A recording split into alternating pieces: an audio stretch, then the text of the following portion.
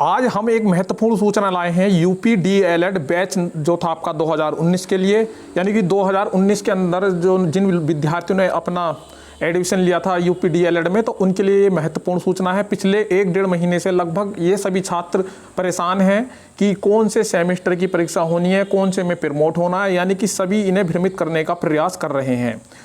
तो JS education online channel पर, जो कि हमारा यूट्यूब पर एक शिक्षा से संबंधित चैनल है, उसके माध्यम से मैं जितेंद्र सिंह आपको आज पूरा प्रयास करूंगा समझाने का कि आपको क्या करना है और किस तरीके से अपनी तैयारी करनी है।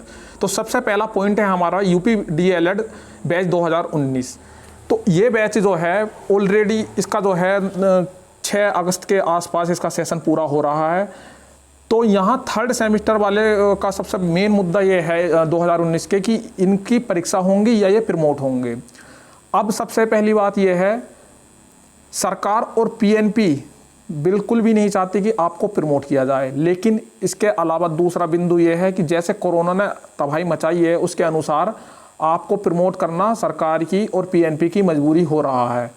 तो जहाँ तक संभव है, फिलहाल आपका जो है 3rd सेमेस्टर 99% प्रमोट हो सकता है। और इसके अलावा जो है अभी कुछ भी कहना मुश्किल है। जो आपका 1 तारीख से लेकर 7 तारीख के बीच में महत्वपूर्ण आपका डिसीजन होगा कि 3rd सेमेस्टर को प्रमोट किया जाएगा या 3rd सेमेस्टर की परीक्षा करवाई जाएंगी या 3rd सेमेस्टर और 4th सेमेस्टर की परीक्षाएं एक साथ होंगी।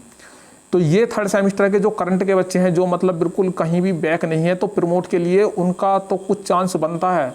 और जो 3rd सेमेस्टर में किसी विषय में फेल हैं, यानी इससे पहले 2nd सेमेस्टर में किसी विषय में फेल हैं या कोई उनका बैक लगी है, तो उन्हें जो है बैक वाला पेपर देना है 2nd सेमेस्टर, उसके अलावा 1st सेमेस्टर का भी देना है, उसके बाद 3rd सेमेस्टर का देना है और उसके बाद जो है 4th सेमेस्टर का पेपर देना है।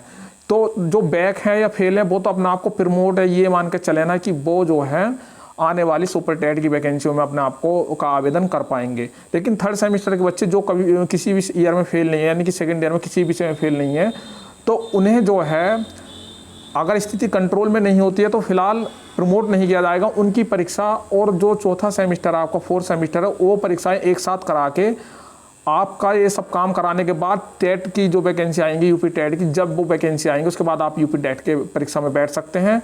और आपका किसी वजह से रिजल्ट नहीं भी आता है तो आपको परमिशन दी जाएगी यूपी टेट और सुपर टेट में बैठने की।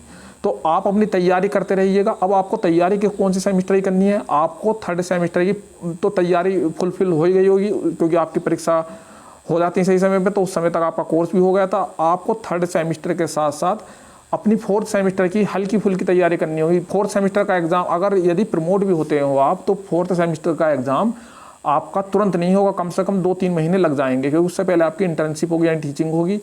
तो आप फिलहाल 3rd सेमेस्टर भी फोकस करें, क्योंकि 3rd सेमेस्टर के प्रमोट होने ना होने के चांस 50-50 बन रहे हैं। ये कंडीशन पे अप्लाई होंगे, कोरोना के जो कंडीशन चल रही है उसके अनुसार जो है PNP निर्णय लेगा। लेकिन मेरे हिसाब से आपको अपनी पढ़ाई जारी रखनी चाहिए। इसके अलावा 4th सेमेस्टर पे भी ध्यान दें, 2nd भी पढ़ें और 1st भी पढ़ें, क्योंकि सारे ही सेमेस्टरों में से और जो सब विषय हैं उनके ऊपर आधारित जो है आपका टेट और सुपर टेट होता है। डीएलएड पास करने के अलावा आपका अगला टारगेट है आपको यूपी बीएड, यूपी टेट और यूपी का जो सुपर टेट होता है वो पास करके अपना जो है एक सरकारी अध्यापक बनने का सपना पूरा करना। तो मैं आशा करता हूँ कि आपको ये वीडियो पसंद आई होगी।